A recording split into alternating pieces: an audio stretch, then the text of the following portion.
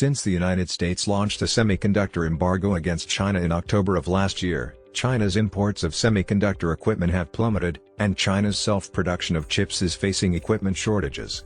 Analysts believe that under the joint blockade of the United States, Japan, the Netherlands, and Taiwan, Chinese semiconductor companies are finding it difficult to achieve technological upgrades and may be eliminated. In October of last year, the United States issued an export control order targeting China, limiting the export of advanced chips and manufacturing equipment to China. According to China's customs data, before the ban was issued, in the first 3 quarters of 2022, China's imports of semiconductor equipment decreased by 7.5% year-on-year, while in the fourth quarter of 2022, it plummeted by 37.4%. In the first 2 months of this year, imports of Chinese semiconductor manufacturing equipment continued to decline sharply, with the number of imports, 8,024 units, down by 36.3% year-on-year, and the amount of imports, $3.48 billion, down by 34.2% year-on-year. From customs data, from October of last year to February of this year, Japan, the United States, the Netherlands, South Korea, and Taiwan accounted for 75% of China's total imports of semiconductor equipment, but the amount has declined significantly. Within 5 months of the U.S. announcing its sanctions, Japan's exports of semiconductor equipment to China decreased dramatically by 30.5%, totaling $3.72 billion and accounting for 34.5% of its total exports. The second largest exporter to China was the U.S., with exports totaling $1.386 billion, 13% of total exports, which decreased by a significant 47.7% year-on-year. The Netherlands' exports to China totaled $0.983 billion, 9% of total exports, which also decreased by 37% year-on-year. In addition, South Korea, 10.5% of total exports, and Taiwan, 7.8% of total exports, also experienced significant year-on-year declines of 46.6% and 34.7%, respectively, in their exports of semiconductor equipment to China. On March 31, Japan announced export controls on 23 categories of semiconductor equipment, including equipment essential for the production of advanced semiconductors below the 10 to 14 nanometer node.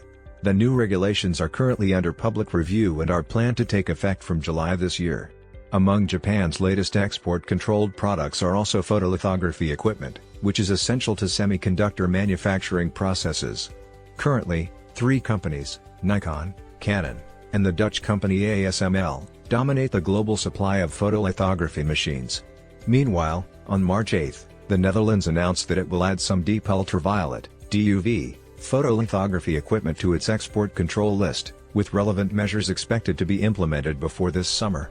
Since 2019, the Netherlands has stopped supplying extreme ultraviolet (EUV) photolithography machines to China, and this new regulation will expand the control to mature semiconductor processes. Although Japan and the Netherlands have not explicitly stated that the new export controls are aimed at China, both countries are obviously aligned with the U.S. semiconductor strategy.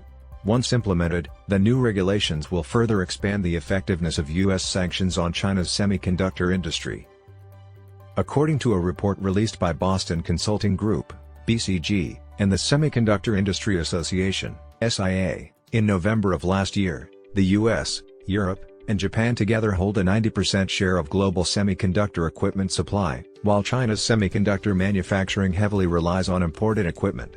SMIC, which claims to be the only Chinese company capable of producing chips below the 14-nanometer node, saw significant declines in its revenue and net profit after the U.S. issued sanctions against China in October of last year.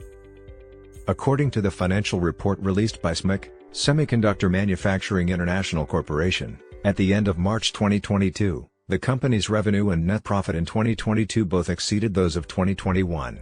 However, in the 4 quarters of 2022, the highest revenue was in the third quarter, reaching 13.17 billion yuan, approximately $1.9 billion. The lowest revenue was in the fourth quarter, at 11.75 billion yuan, approximately $1.7 billion. Looking at the company's net profit from last year, the second quarter had the highest net profit at 3.4 billion yuan, approximately $500 million, but it dropped to 3.1 billion yuan, approximately $450 million, in the third quarter and further decreased to 2.74 billion yuan, approximately $400 million, in the fourth quarter. In November 2021, SMIC announced a $1.6 billion increase in spending to increase prepayments for ordered equipment to ensure the delivery of equipment in its three mature process factories in Shanghai, Shenzhen, and Beijing. However, the latest export control regulations from the Netherlands and Japan may bring variables to this plan. As for the outlook for 2023, the company is also holding a pessimistic attitude. The financial report of SMIC indicates that in 2023, it will take time for the smartphone and consumer electronics industries to rebound, and the incremental demand for the automotive electronics industry can only partially offset the negative impact of the weak performance in the smartphone and consumer electronics industries. With the assumption of a relatively stable external environment, the company expects that its revenue for the full year of 2023 will decrease year-on-year, and its gross profit margin will decline to around 20%, compared to 38.3% in 2022. Regarding the future of China's semiconductor industry under the multi-country containment, investment advisor Fang Qi, who lives in the UK, stated that ultimately, China's semiconductor industry is just a collusion between companies and bureaucrats, deceiving the government for money, because it is unrealistic for China's semiconductor industry to upgrade its technology in the internal cycle. For Chinese semiconductor companies such as SMIC, Fang Qi said that they may disappear in a few years.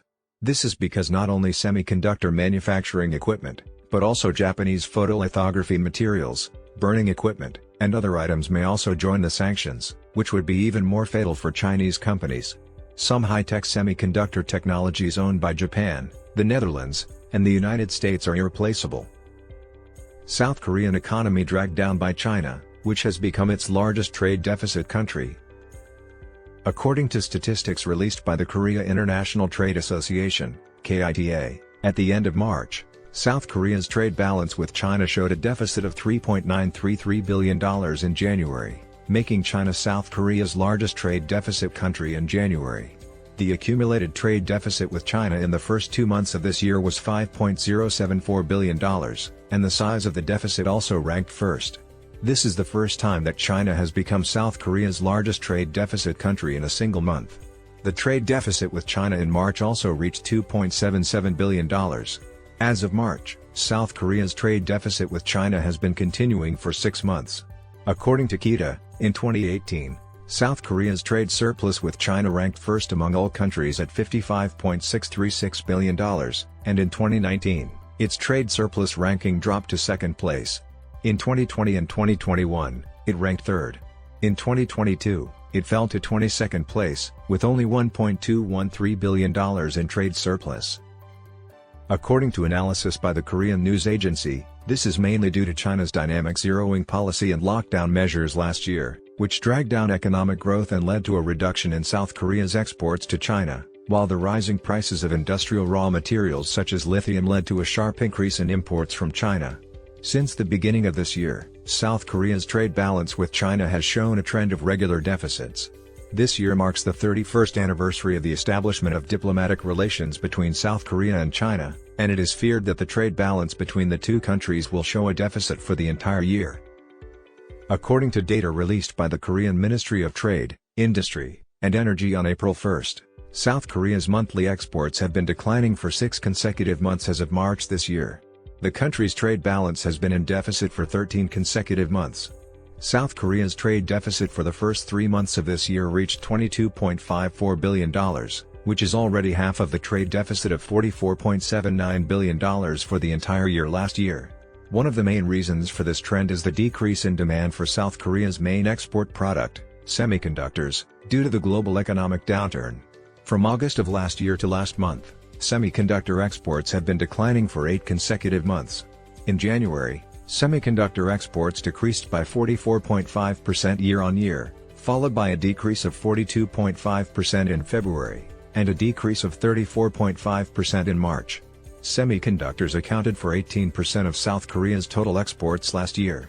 South Korea's semiconductor exports are heavily dependent on China, and the proportion of semiconductor exports to China accounted for 40.3% of South Korea's total semiconductor exports for the entire year last year. The sluggish semiconductor exports have had a significant impact on the performance of South Korean companies.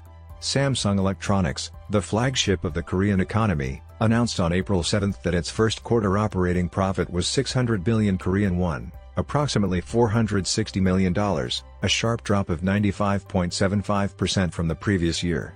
Samsung Electronics' quarterly operating profit of less than 1 trillion won, approximately $760 million, is the first time in 14 years since the first quarter of 2009.